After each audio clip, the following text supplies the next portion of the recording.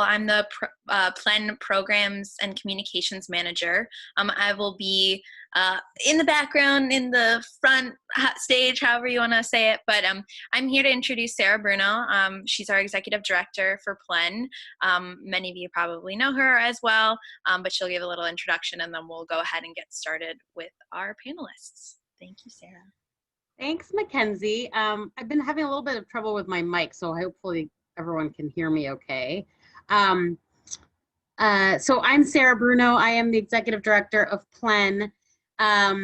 So for those of you who don't know, PLEN is the Public Leadership Education Network. We are very focused on getting more women and more diverse women in particular into the fields of public policy.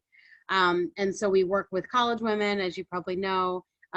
We usually bring folks to DC to learn about careers and policy, but now we are going virtual for this year. But we've had some great turnout and great programs this spring focused on both global policy and then also policymaking during a global pandemic, which has changed the world for everyone. So today we're talking about making the most of your virtual internship, and I think that it's for those of you who have had in-person internships before.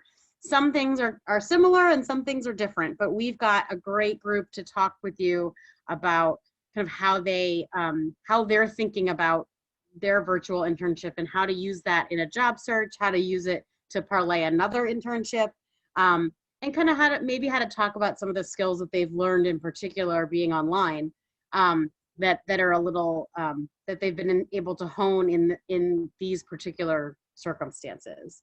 So I am going to actually turn it over to our two amazing interns this semester. Ariana Rodriguez is a master's graduate from Texas A&M University, Corpus Christi, and she's our master's in public administration. And then Arushi Goval, who is a rising junior at Rutgers University in New Jersey. So and also a PLEN alumna. So she has a lot. She's gone through PLEN programs before and kind of knows from that side. So I'm going to turn it over to you all and let you kind of talk to our panelists and get this conversation started. All right, I'm gonna interject before we get to our wonderful PLEN interns. I will actually be interviewing our first panelist, Jared Bowman, and then we will transition to our two other PLEN alumni with our wonderful PLEN interns that will interview them. So I'll get started. All right, so Jared Bowman, he's a graduate assistant at the University of New Haven. He recently participated in the Washington Internship Institute, one of PLEN's partners, and he has his bachelor's degrees in National Security Studies and Political Science. And during his time at university, he studied how psychology can be utilized to achieve different foreign policy objectives. He interned for, oh my gosh, what is global? You'll have to repeat this because you should talk about your internship site. But he interned for Homeland Security Secretary Tom Ridge before that. So Jared, let's get started. Can you tell us a little bit about your internship site and how you got connected through the Washington Internship Institute? Sure. So, I mean, I kind of say that it was mostly by a little bit of blind luck, because it mostly was. Back in November of last year, I had a class with a professor on campus, and he was the liaison for our university for the Washington Internship Institute. And so he had mentioned it in the past, and I reached out to him. He introduced me to Greg, who runs the program, and that's how I sort of got involved. Went through the application process and got accepted. And, there was a little bit of uncertainty about where I was going to intern. They really do provide you with a lot of different options. And I ended up settling, but not settling, that makes it sound negative, but I ended up accepting a internship from Ridge Global. They're a business development group in Washington, D.C., and it's run by the former Homeland Security Secretary, Tom Ridge. And so I mostly did public consulting work, answered the phones, made appointments, that sort of thing. And then, of course, in the spring of 2020, COVID wrecked everything for everybody. And now I sort of had to transition my role into kind of a virtual public assistant, if you will, where I still ran the meetings, still did phone calls, but without the benefit of actually being face to face with your clients. And so it got a little bit more challenging, but we all worked through it, and that's about it, really. Yeah. Thank you for that, Jared. And to give some more context to your internship too, you started out in person and then had to move online. The whole thing hit. So kind of, how did you manage that transition and keep a good relationship with your manager? And how are you continuing to do that afterwards? So it's kind of a three-part question, but basically, what was that progress like, and how are you going to continue that after? So to kind of pair it off of this, Governor Ridge had a great philosophy in that you had to turn everything that was a negative and somehow transitioned it into a positive. Yes, we weren't in person anymore. We weren't communicating face to face like a normal business relationship should be. And we kind of had to adapt and learn this new technology and learn how it all operated. And we just saw it as another challenge that needed to be overcame. And that was a collective challenge, but it was also individual, not just with the people in the organization, but all of us had to go through that challenge. And so I think just keeping a positive attitude and being patient with your progress and understanding the sort of technological hurdles that we needed to go through. I think that was the number one thing that helped me in that transition. That and frequent phone calls, frequent email conversations, just staying in touch also. And then with that, I'm going to ask you a follow-up on that. How are you staying in touch with your manager and your supervisors and your colleagues? Sure. So wrapping up my internship, I would say was very traditional to ending any other internship, even though it was virtual by the end of it. You still treat it every single day like it was new. And at the end, I asked my supervisor for kind of an evaluation of me and my work. And, hopefully I gathered enough things in order to form a portfolio for my resume. And then after that, you still thank your supervisors when you leave, and above everything else, just keeping in touch with them, not constantly, but sending out a email about once every 2-3 weeks, just kind of say, hey, how are things going? This is the kind of thing that's happening in my life now. Keeping that rapport with your supervisors and your other peers that were in that company, keeping that afterwards is beyond important in not just further developing your professional relationships in the long run, but can even help you out in the short term as well. Governor Ridge wrote me a reference letter for my current grad assistantship, and I don't think that I would have gotten that far without having that benefit there. So there's benefits to keeping in touch, no doubt. Definitely. And on the subject of reference letters and things that you can, like, resources that you can take away from this experience, how what do you think, what documents or basically follow up, like a documentation of what you did and what you learned. How do you think interns, as they, round out their internships, what is a good practice for that? Getting a letter of recommendation is always a big one, or or getting a report, like you said, or an evaluation, like a physical evaluation. What other documents, resources can interns take away as they round down their experiences?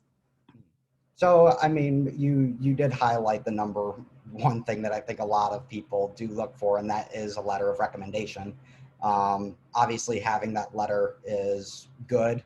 Depending on who it is, it can be more influential than others, but having any sort of documentation or evaluation that demonstrates your work ethic and your ability to work within that organization, that's invaluable in sort of using that as a stepping stone to other ventures that you may want to go into. Um, Other such documentation, I mean, obviously contact information. If you're in a private setting like I was, having the names of former clients and their contact information, um, you know, just the basic stuff like that. Awesome. And then we'll do one last question, or maybe like one shorter one after that. But I was curious then, like how you're going to use and leverage this experience for kind of your future professional goals, or kind of like your reference letter, but more of like, how does this experience fit into what you want to do in the future? Yeah, so going forward, I mean, obviously I'm in grad school now and I'm still a little bit undecided on what path I want to end up pursuing, either teaching or private sector, maybe a federal job. I don't really know at the present moment, but um, from this internship, I no doubt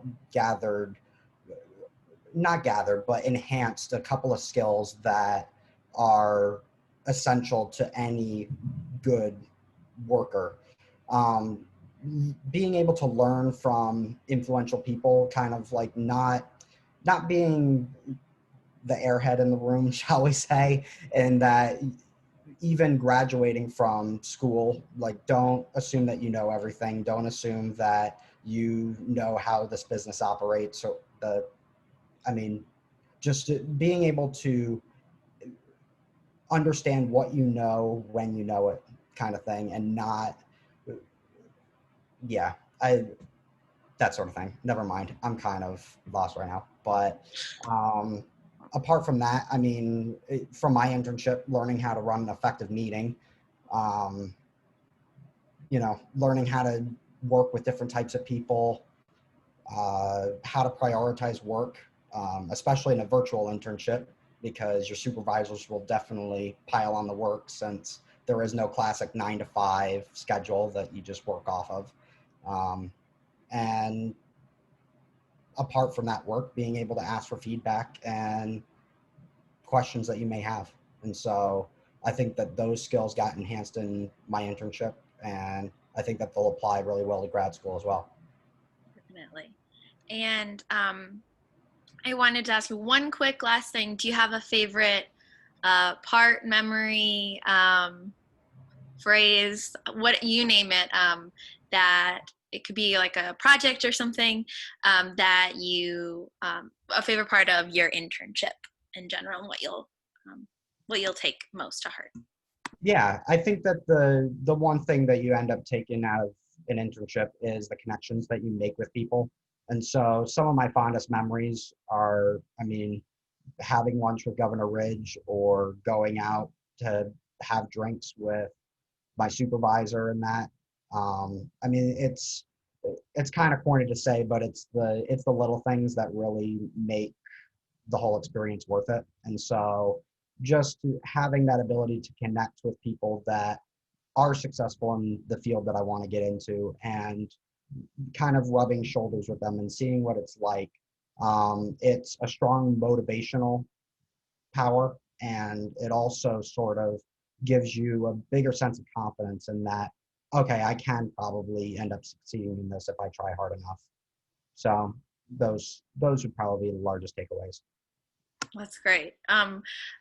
Thank you, Jared. We are going to have time for questions the last 15 minutes. So definitely take note of your questions for Jared and some of the other panelists as we go.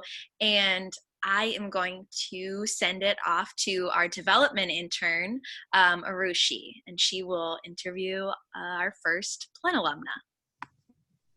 Hi everyone. So like Mackenzie said, I'm the development intern. I'm Arushi, and I have the honor of speaking with Lauren. So Lauren and I actually met in January because we are both alumni of the Plen Women in STEM seminar. A little bit about Lauren is that she's a junior at St. Lawrence University, or incoming junior, I should say. She's majoring in cellular neuroscience with a minor in public health, and she wants to pursue epidemiology careers and with kind of like a focus of public global health. Let me just turn on this fan real quick, so I don't want that to have any disturbance in the noise. And Lauren has been doing a virtual internship with her local health department and Board of Health to assist with COVID-19. So that is super relevant because I know that all of us are really in that cabin fever right now. So it's great that you're going out and doing such great things. And I'm going to pass it over to Lauren, and I would love if you could explain a little bit about what your role at this internship was, what you've been doing, what projects you've been working on. And so take it away, Lauren. Thanks, Arushi. So yeah, I started this role back in mid-May. So yeah, I'm working virtually for my local Board of Health and Health Department. It's a fairly collaborative group, the two organizations, with a lot of overlap. So I've been working on a few different ongoing projects throughout the summer. I've been helping with COVID-19 data analysis for our town. So basically using just Excel and our state infectious disease database to really monitor daily new cases and keep a close eye on our town, making sure we don't have any surges in cases, things like that. And then I also have put together a COVID-specific webpage for our health department site. So, using that to make sure the town is aware of our data and what that looks like right now. And then also providing resources to both residents and business owners about the whole reopening process, because, that was a very confusing time for a lot of people. And then I've also been doing some community outreach work. So with that, I've been writing for our local newspaper every week and doing public health theme articles, a lot of which with a COVID focus. So just trying to keep all the town pretty informed throughout this process. That's great. I think local government is so important, especially because nowadays we're having such a reliance on state and what they're doing within the state. And that just highlights how important local government works within, especially a pandemic. And saying how you do so many different moving parts of the pandemic is really great. And I'm sure it has such a big impact within your town and your general municipality. I would like to ask, as more internships are moving online, I think we're having a little bit of a challenge in being able to connect in person. And I would love to have you talk a little bit about what tips you have, because you want to stand out and make an impact during your internship, and being virtual, it's just such a challenge. So if you could speak a little bit about that and what tips you have towards that. Sure. Yeah, I think we've all had to get a little bit creative throughout this time period with being able to communicate and stay connected, even with friends and family. So I'd say my advice would be to, form those connections and positive relationships early on in your position. Do what you can to get to know your supervisor and your coworkers, because you're not in a setting where you can see them on a daily basis or have, even informal conversations just to get to know people. So I think that definitely takes a little bit of extra effort on your end to stand out as well. So, when you are having a Zoom meeting or a phone call with someone, the typical things: make sure you're on time, make sure you're prepared, and do your best to contribute with, your own experience and your own background, I guess I could say, because as a young person, as an intern, you have a really different perspective. So I think it is important that you contribute what you can to that. And that way, you will stand out just doing that. I agree wholeheartedly. I think that nowadays I'm more reliant on emails versus talking in person and using that same like networking strategies that of talking to someone and asking questions. And like you said, making those connections and positive relationships early on. I agree wholeheartedly. That is some really great advice.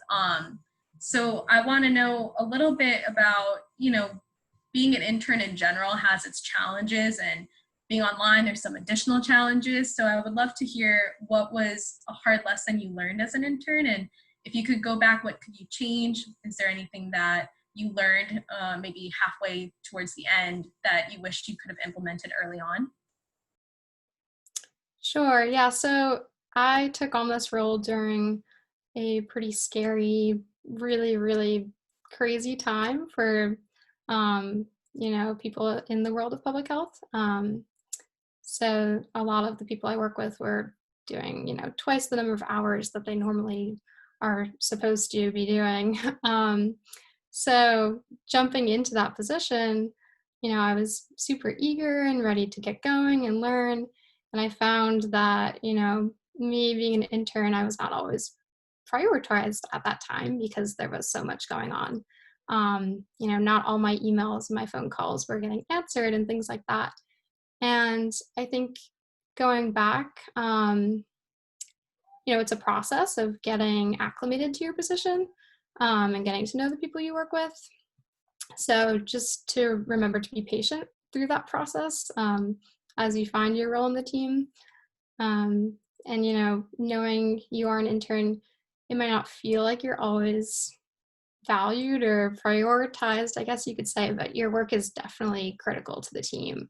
And you are relied upon for a lot of different things in the background. So, yeah. I really love what you just said with it might not be prioritized, but your impact is what is really making a difference. I think that was beautifully said because it's totally, totally true. And going off of that, it's being very, we're all in kind of like this really tough time. It's kind of unprecedented in our lifetimes, and everyone's dealing with it in different ways because it's so difficult. And I know personally myself, other people that I know, I'm sure some of the attendees that are viewing this can also understand the frustration that comes with not getting called back for interviews or having internships canceled and just having all these roadblocks being in a pandemic and being online. So is there any advice you'd like to give about to just any young woman who's getting frustrated with all these roadblocks and how you've been able to handle it? Yeah, I think it is a really challenging and frustrating time. And I think we put a lot of pressure on ourselves to land these competitive jobs or internships. We really pay attention to who we want to work for and that kind of like name brand almost. So I think it's important, it was a really challenging time when you put so much effort into applications or interviews, cover letters, just to not hear back or to get your position canceled. And I can attest to that. I, went through that process this past winter and then had basically all of those roles get canceled for this summer. So I ended up reaching out to one of my neighbors who I knew worked for our Board of Health in town. And she was able to connect me with the team, and we basically together created an internship position that had not previously existed. So I would say, use your connections, think out of the box, because, when all these things are getting canceled, it can be really challenging to find things you're interested in. So look locally, and don't stress too much about working for this prestigious place, because I found at the local level you can make some really meaningful connections, and you will definitely be valued in your role. Yeah. I think that that's some great advice. You know, being able to take that initiative and making a position for yourself is so inspiring to me, because that really is taking control of a bad situation and making it so productive and so great. We have a little bit of time left, so I'm going to end on a happy note. And I'd love to ask, what was the biggest lesson and what was your favorite memory on this internship? And if there's anything that was just so positive that you'd like to share, this will be the moment to do so.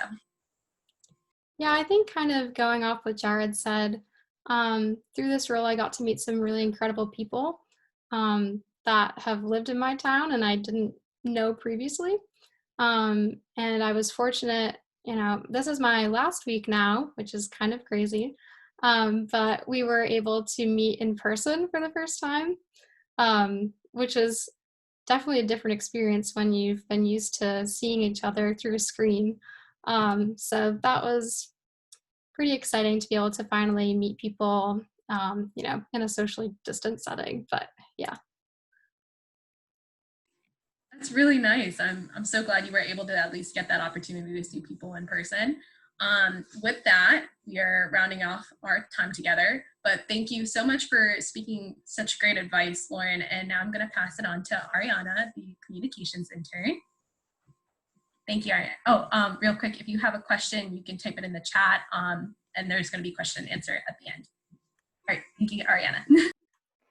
Hello, everyone. Like Arushi said, I am the communications intern, and I'm going to be interviewing Magda. I'm so sorry if I get your name wrong.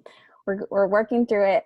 So Magda is a current rising senior at Rutgers University. She's majoring in genetics and minoring in anthropology. She was introduced to PLEN when she attended our Women in Health Policy conference in DC. This summer, she's completed an internship at our local hospital in the Accountable Health Communities program. She screens patients for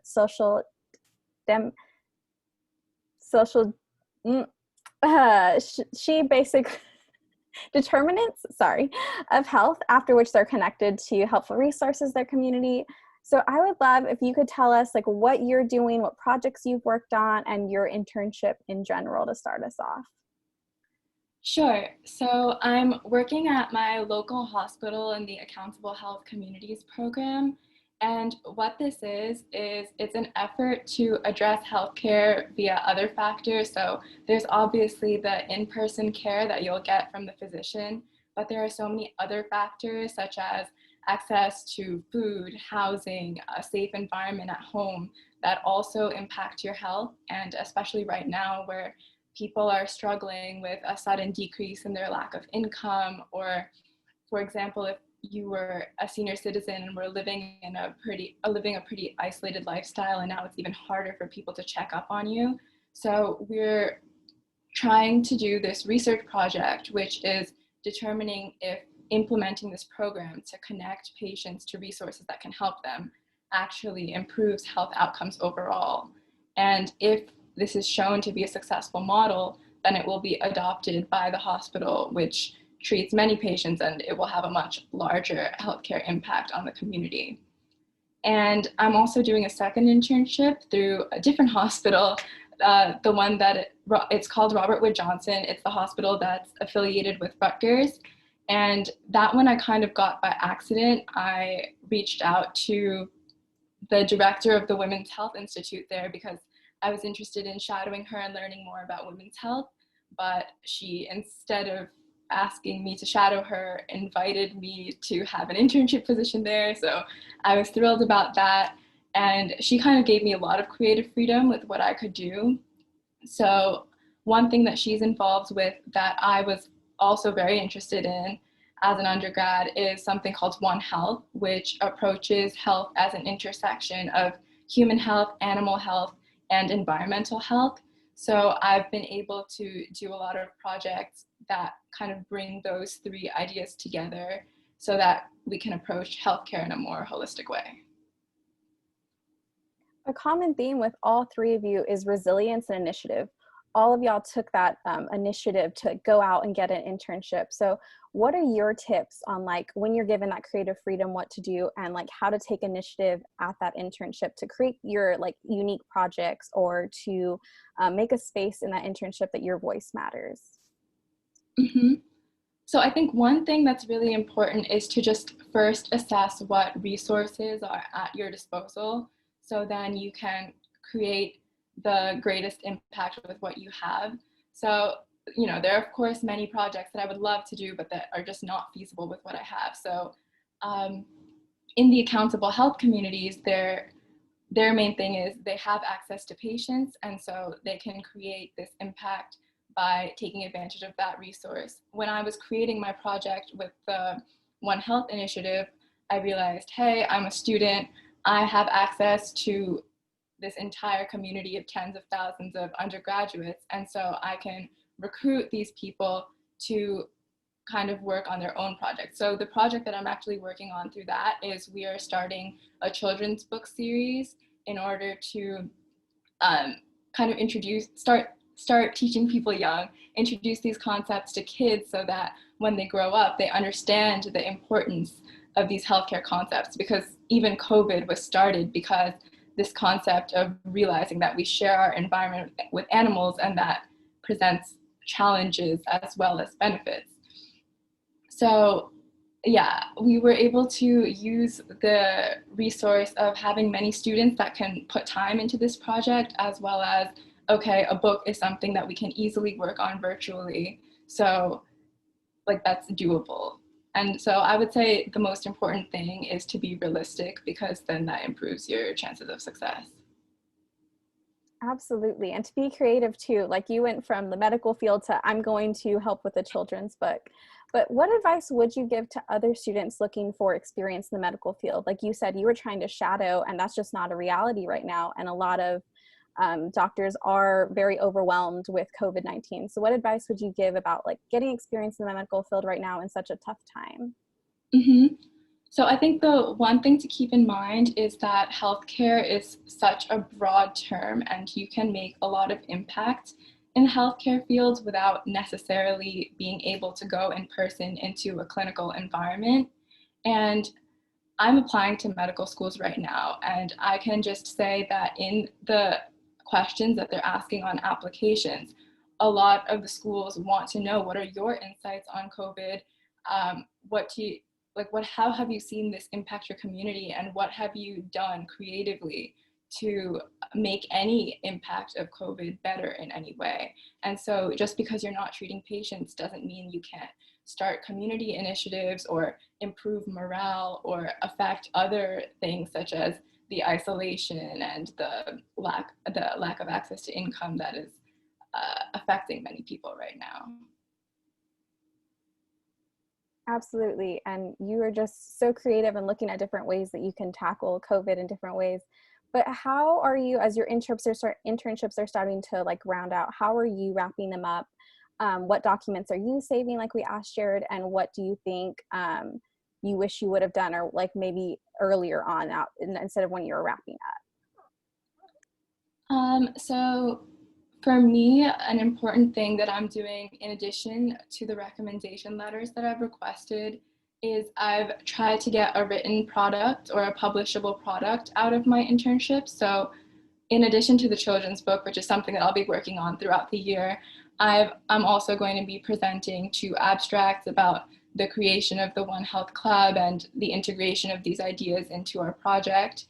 And so being able to present that at a virtual conference is something that I can point to on my resume to say, I made something concrete out of this experience. And it doesn't honestly, like when you're in an internship, as long as you create something, like it doesn't have to be big, but it shows schools or even just jobs that you're applying to, it shows that you took the initiative to make something.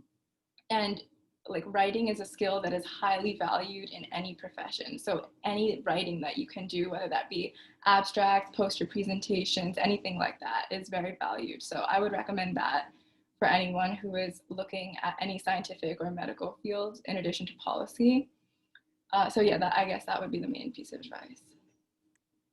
Yeah, and I would add too, if you can't get published, there is Medium, there's LinkedIn, so make sure you're still publishing on those like more accessible like platforms too. But you're getting published in a bunch of different places. How are you finding these like virtual conferences and opportunities to get your work out there? So it's definitely a challenge, and actually this is kind of a replacement for something like I was supposed to present in person, and then that conference ended up just getting completely canceled. So then my mentor actually kind of not created this conference, but she reached out to this other conference that was happening virtually to get our institute a spot to present there. So it's kind of just some opportunities are going to go away, other opportunities are going to come up. So I think many people tend to think that getting these opportunities is a matter of luck, but I think it's more a matter of optimism and just always keeping your eye out for opportunities because they're always there. It's just as important for these conferences to get submissions and to get people to present as it is for you to be able to present at them. So yeah, just keeping your eye out is super important. That is also a common theme with all three of y'all, that it doesn't have to be a big organization. It doesn't have to be something super fancy, but contacting your career services or looking at what organizations like PLEN have to offer, and they will find something for you to do. But to round out, what is like a hard lesson you learned, and what do you wish you would have done differently? I wish you would have known sooner. So I don't know if this is a hard lesson or just a hard experience, but I guess I really learned some of the negatives of switching over to a more virtual format, because my internship at the Accountable Health Communities was supposed to be me asking questions to patients in person to see if they're interested in this program and to pair them with resources. But since switching to the phone, a lot of people are very suspicious about random people calling you. Sometimes the records aren't updated. So I once called someone who unfortunately had passed away, and their daughter actually picked up the phone and started yelling at me like, "Oh, why aren't your records updated?" And you can understand, like at that point, you need to take a step back and kind of put yourself in their shoes. Like it's already a stressful circumstance for everyone right now. But then on top of that, if you have someone calling you on the phone that's like bringing up bad memories, and it just seems like a complete nuisance right now, it's understandable why they would kind of like lash out like that. So I guess it has really just taught me patience and emotional awareness. But yes, there's definitely that disconnect between talking to people in person versus talking to them over the phone. And building on that, I think giving yourself grace too, and like being kind to yourself and not being mad at yourself, like, oh my gosh, I messed up. I called this person and I did all these awful things, and remembering like this is a hard time for interns as well. And like being patient with yourself. I think that is super important, to not only being patient with who you're working with, but being patient with yourself. If you haven't submitted questions, please do so. We only have a couple more questions for her, and then we'll move on to y'all's questions. So please feel free to do that. So probably one of my last questions is, what advice do you have when you feel you're getting frustrated with like not getting those calls back or not getting those interviews? What is your advice with that? I would say the number one advice is just to remember why you're doing things. So for example, after that really hard call I had where I got yelled at over the phone, a few calls later, there was someone who was very appreciative of what I was doing. And, they were going through a really tough time financially, as well as they were in an abusive situation. And I was able to help get them resources that were able to improve their lives. And they were really, really thankful. And so whenever I have a bad call, or if I have a session where just no one is accepting my calls, then I just remember, okay, even if it's 1 or 2 out of 100 calls where I'm making such an intense positive impact on someone's lives, then it's all worth it. And I think it's really hard in internships like to forget all of those small accomplishments. So even if they're small, like celebrate them and like write them down as well, so you can remember when you're like closing up that internship, like, oh, I did all these really great things. I connected with these people. I helped these people get information. What tips do you have on like celebrating your small accomplishes or documenting your accomplishments during your internship? Yeah, I think writing them down is a great idea. And my internship also has this small thing where every Friday, all of the interns get together to share stories about their week and if they had any interesting patients or lessons they've learned. So that also is just kind of a nice way to see like the impact of what you're doing. But if your internship is not doing that, I think that writing down is definitely a good thing, and just um, every day having a moment of gratitude where you write down something that you're grateful for, and that doesn't even need to be related to your internship, but it can help build that resilience you need to get through a tough time. Absolutely. I do a what can I give myself credit for today? And sometimes that's just changing out of my leggings. Like, you know, I can give myself credit for that. So I think that is a great thing to do. I've asked you a bunch of questions, so let's just end a little early and start leaving questions in the chat. We'll give you a little while to do that. And if not, me and Arushi will start asking questions. So.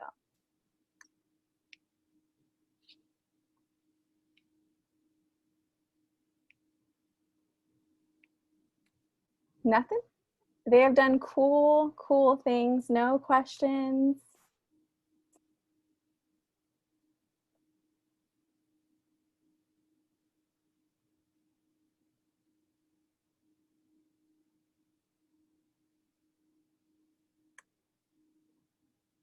I actually have a quick question if we're waiting for people. So please, I mean, I don't want to take up more time, but what I got from a couple of students even that we worked with and just friends is this idea of Zoom fatigue and just all like virtual fatigue. And so, you know, we're going to be in this a little bit longer, and it's hard wrapping our mind around that, but I'd love to hear from the three of you, like, how do you, or actually all of you, because you'll have this experience, but how do you just like push through when you're just so tired of looking at a screen, or you know, we're gonna have a virtual internships, you know, coming up, like how do you push through that and give yourself time to re-energize? I know we've kind of talked about that a little bit, but really, like, you know, you're webinared out, you're zoomed out, like how do you all get through that? For me personally, my eyes get really tired after looking at a screen. Like eye strain is a really big thing. So I need to make sure that I take time away from the screen. And what's been helping me with that is meditation. So there are a lot of apps out there. There are a lot of videos on YouTube for guided meditations that are 5 minutes long, 10 minutes long. And that can be a really helpful way where you don't really have to think about what you're doing, but even if you're just closing your eyes for a little bit each day, then that can kind of re-energize you.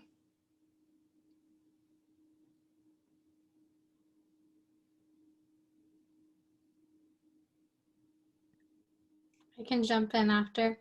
I can definitely relate to the Zoom fatigue. I know we have some meetings that go for, I don't know, 2 to 3 hours in the evening, and it can be really tiring. So what I like to do is set aside some time to exercise, to get outside during the day. That definitely energizes me and helps me refocus in afterwards as well. This may seem kind of unrelated, but making sure that you're not doing anything virtually too late at night. I know personally, staring at these screens all day, if I do stuff too late at night, then I will truly have trouble trying to get to sleep. And so kind of making time, not so much personal time, but realizing how all of these screens affect our health and our sleep cycles and, you know, all that. I think that acknowledging it and sort of being proactive at trying to treat it, it can help a lot in the long term, especially if this doesn't end up changing. I would say mine is changing my setting. So even if I'm like, instead of working in my room, like maybe I'll work outside or work in the living room, and just like changing my outside setting where there's like a different TV or my parents are in and out, that helps me a lot because I have some outside interaction other than just like looking at my screen or looking at Zoom. So that definitely helps me a lot. And I'll just finish off with something that I've similar to Ariana is I literally put a reminder on my phone to take a book and go sit outside, rain or shine. Like if it's raining outside, I'll be like at least facing my window and just trying to get some time off a screen. And thankfully I've gotten a lot of reading done from it, but it's something to just kind of give that change of pace, and you gotta get some movement in there like Lauren said. So if you can take a walk, sometimes I'll FaceTime my friends while going on a walk and things like that. So at least I can get that communication and get something besides Excel sheets all day.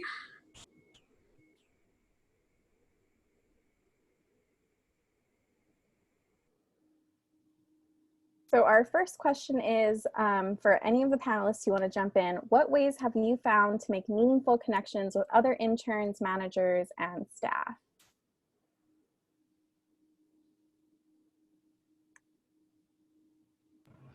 I mean, I think one of the more important things is just you got to engage with the other interns and managers and staff at your organization outside of a work environment. And so it's kind of difficult to do now with social distancing and that.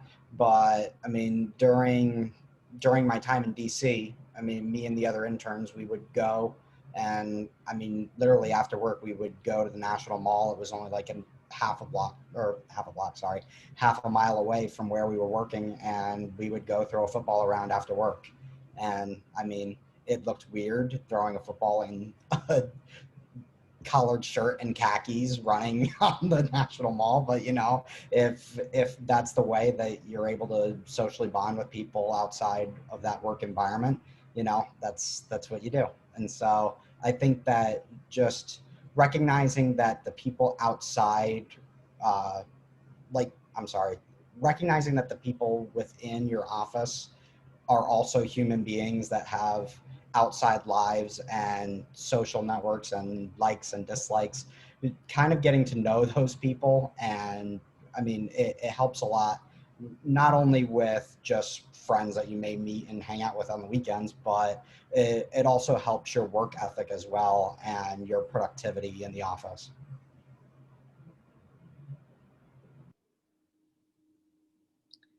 Yeah, I would agree that try to find a way to connect outside of a work environment. So I guess my story is like I like to learn languages a lot. And in addition to my internships, I'm trying to learn Spanish and Korean right now. And my supervisor at my Accountable Health Communities internship is a native Spanish speaker. So like I enjoy just like practicing with her and getting to know her through that outside of, you know, the email she sends me with the work that I have to do for that week. So I completely agree with that point.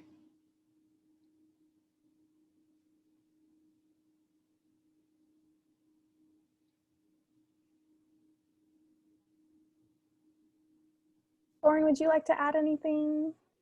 Sorry, I was unmuting myself.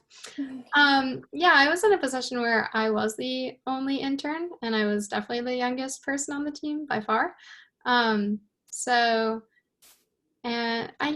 think it is challenging to connect outside of work when you're virtual, especially when we're being encouraged to stay home. But yeah, trying to find common interests with people. I know the public health nurse in my town shared a book with me. So even things like that. Just finding common interests.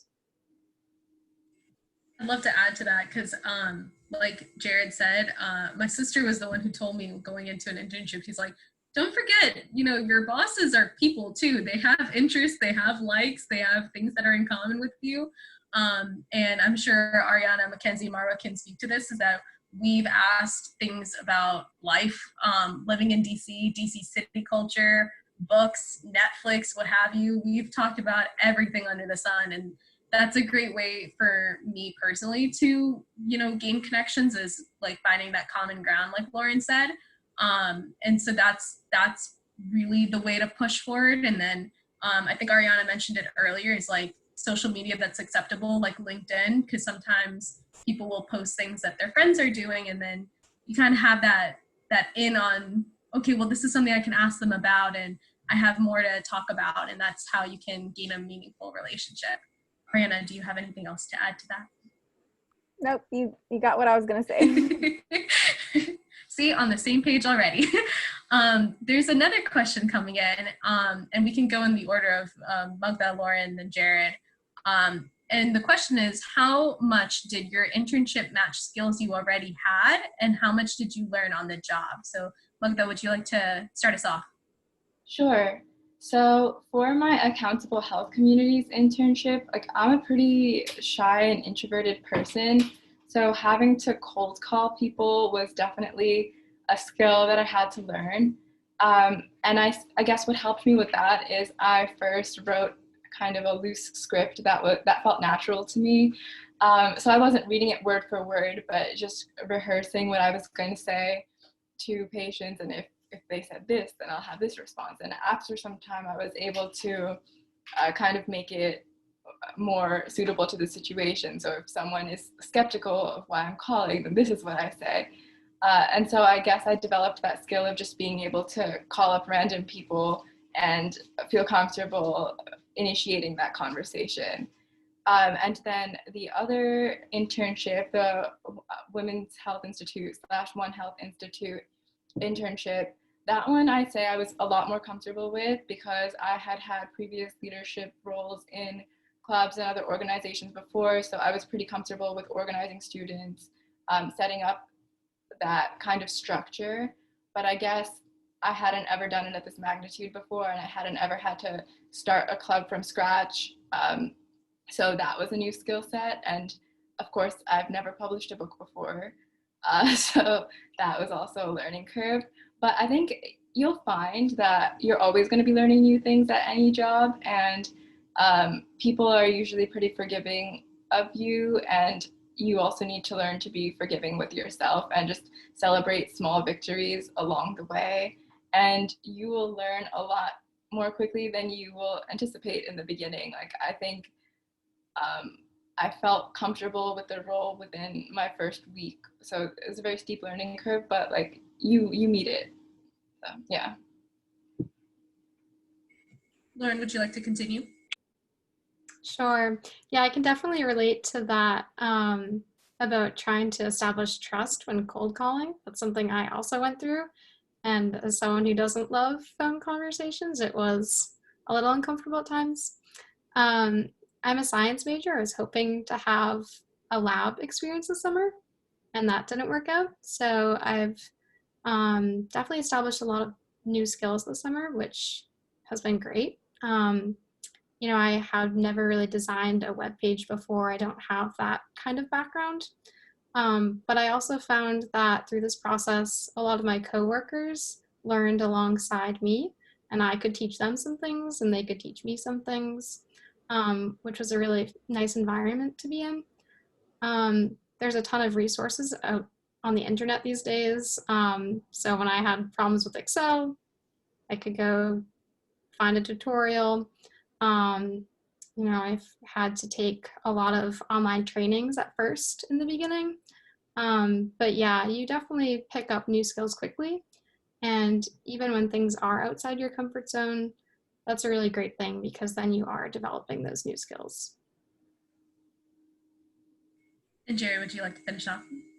Sure. So, I mean, I kind of piggybacking off of what Lauren said, there is something to be said for putting yourself in an uncomfortable, not like totally out of your wheelhouse, but having an internship that's not like directly correlated to what you may be studying or doing isn't always the worst thing ever. So, I mean, with Ridge Global, I applied for their cybersecurity division, and I knew nothing really about cybersecurity going into it. I mean, I took like one course on it, and it was an elective, sort of not necessarily like the highest of standard course. And so there was definitely a little bit of a learning curve going into that field, but it was something that I was passionate about and something that I wanted to learn, even though that wasn't what my majors were in. And so having the confidence in order to go into an environment where you're like, okay, I want to do this, I want to learn this material, what is the best way that I can sort of accomplish these goals, and just kind of keeping your head high and knowing that you can do it. I mean, before you know it, you eventually end up learning everything about what it is that you're doing, and you sort of chart your way from there. And Ariana, do you have anything to add? Yeah, so my position was for social media and comms, which I do have experience in.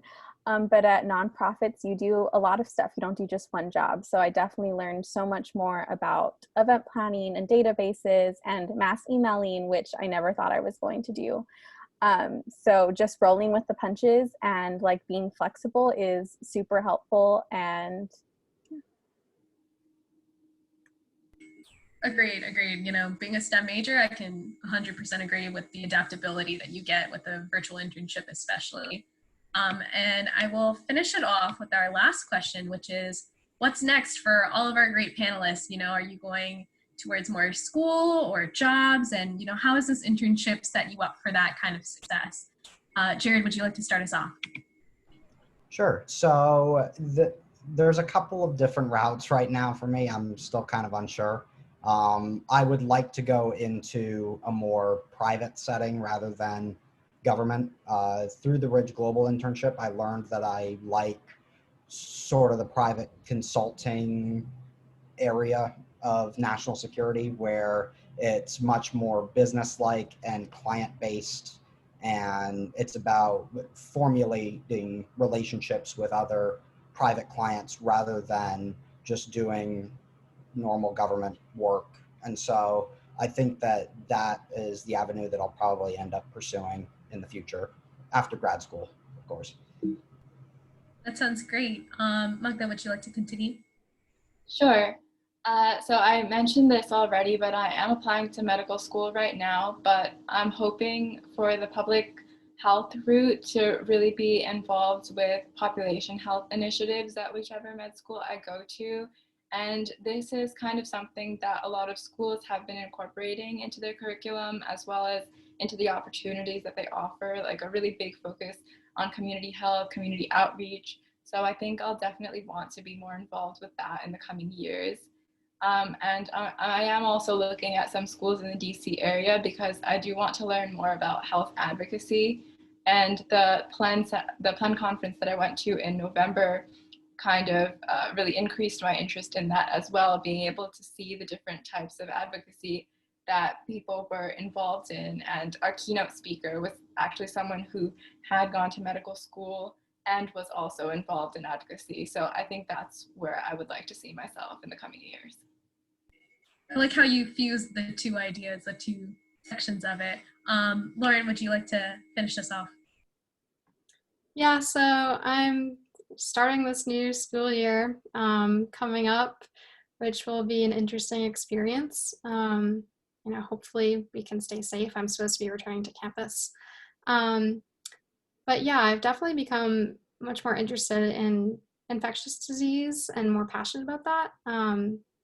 And so it's been a really interesting time being in school through the pandemic and going through this internship. Definitely learned a lot. You know, this is unprecedented that we're going through a pandemic. So I am hoping to pursue my master's in public health after school. Not totally sure where I'll go afterwards, but you know, I've learned to be flexible throughout this. But yeah, as previously mentioned, I am also interested in global public health and epidemiology. So hopefully somehow tying all of those things together. That's great. And that answers all of our questions. I love that all of you guys were able to speak about how the internship set you up in a good direction and gave you some future looking and some paths that you guys could take. And with that, I'll send it back to Sarah, Mackenzie, and Marwa.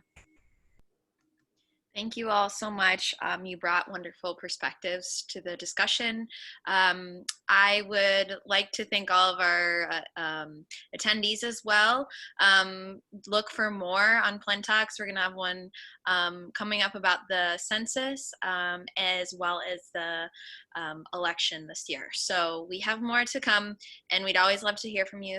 If you ever have questions, plen@plen.org is our general email, and we monitor that. So thank you again to all the panelists, and good luck to those rounding out their internships at our interns as well. So good luck, and way to make the most of this entire situation. And I wish you all the best. So thank you all.